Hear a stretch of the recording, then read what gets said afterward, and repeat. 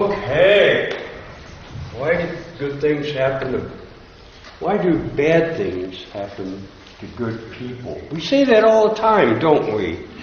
Gosh, there's such good people out there, and then all of a sudden tragedy happens. Why do bad things happen at all? That's my question. Questions like these have been asked for thousands of years. In today's gospel in Luke, Jesus talks with his followers about two tragedies in the beginning of that scripture that I read this morning. It seems like the Galileans were killed by the Roman authorities while they were worshiping God, bringing their offerings to the temple in Jerusalem. That was one big thing. And the other tragedy was those in Jerusalem were killed when a building collapsed during the time of Jesus. It was commonly thought of or believed that if something bad happens to somebody or someone, it was a sign of God's judgment against that person because some wrong they had done. And, some people today think the same thing, don't they? It's God's judgment. Sure, maybe sometimes there's a consequence when we do something bad, but Jesus says that bad things don't happen for a reason. Sometimes they just happen. That was the case with the fig tree. The fig tree. It seems that the landowner had some property. He wanted to have a vineyard. So he hired a gardener responsible for the care of whatever fruit trees and the grapevines that were growing. And the landowner had a fig tree planted. Now, according to the Old Testament, the laws, once fruit trees are planted and they're mature enough to produce fruit, you give them 3 years before you harvest. On the 4th year, the fruit was to be the offering to the Lord. Kind of interesting. But there's a problem. When the landowner came for that first harvest, he found the tree hadn't produced any figs.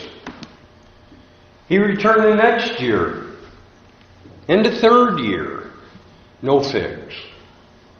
No figs at all growing on that tree. No fruit. There's no reason to rejoice over gifts of God. There's no offering to present. There's no figs for eating. The landowner's been patient. Waited 6 years for the figs. There didn't seem to be anything wrong with the tree. No good reason why it wasn't bearing. His suggestion was, cut it down, get rid of it. It's not producing. Rather than leave it to waste the soil without producing figs, get rid of it. But the gardener spoke up. The gardener asked the landowner to be patient for 1 more year. He said he would loosen the soil around the tree, add some fertilizer to it, see if there'd be an improvement. And if there weren't any figs next year, then told the landowner, just cut it down. Jesus taught those following him, his disciples, using parables quite often. Stories. Ways that we can figure out what's going on in our lives. Jesus had a strange way of getting to the point, you might say. He made us think a little bit harder than just coming out and saying it. Parables were a common teaching technique during that time. The parable of the fig tree. We are the tree. We are the fig tree. God is the landowner. We were planted in God's vineyard.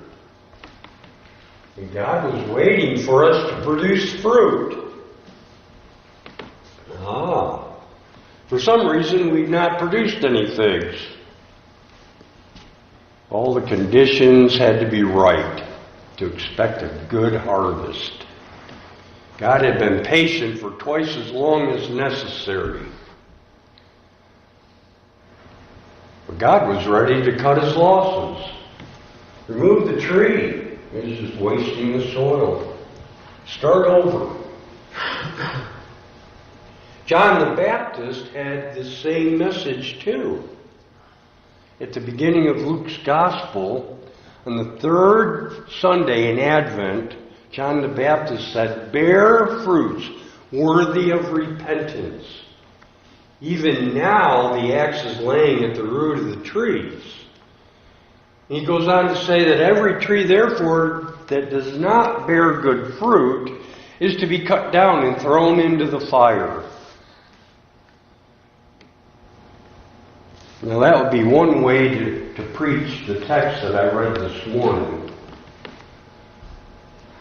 We better get busy and bear some fruit. That would be preaching the law, using Scripture to help us see when we fail, where we come short of God's ideal. The law shows us that we aren't good enough to deserve God's love, that we aren't worthy. Now, the law is an important tool if it's used to show us our need for Jesus. But Jesus brings us the gospel, and the gospel means good news. Good news. Good news for disappointing fig trees like us. Yeah. Jesus is the gardener. At the time of today's text, Jesus had been tending that fig tree for 3 years. 3 years. 3 years from his baptism. John baptized him at the Jordan River. And that started it. 3 years of teaching. 3 years of tending the garden. No fruit. No fruit worthy of repentance. No understanding of what it was that God was doing in the world. No lives turned toward Jesus. 3 long, unproductive, unfruitful years. And yet Jesus wasn't willing to give up. Jesus was willing to put in yet another season of harder work. The gardener planned to dig around the tree, spread some fertilizer into the soil, help the tree in any way he could, so that fig tree could at least bear some fruit, be productive. Well, that would be another way to preach this text. We need to give Jesus more time. We need to follow the example of Jesus, so we can be better, and be more fruitful. So the vineyard will produce the fruit that God expects. Where's the gospel? Where's the good news that God needs to hear? The story didn't end where Jesus left it. There's another season of work. Hard work it was. up to Jerusalem, no fruit in sight. Even his closest followers didn't seem to understand what he was trying to teach them. No fruit in sight. The crowds welcomed Jesus, and then they turned against him. No fruit in sight. Would God really cut down that tree? Would God really give up on those people and start over, plant a new tree? Will God give up on us when we seem to be unfruitful? No. In the end, Jesus said no. Jesus would not let that tree be cut down. Even if we disappointed God, rather than the tree be cut down, rather than have us condemned to death and thrown into the fire, Jesus let himself be nailed to the tree, crucified. Jesus gave his own life to save ours. And that's grace.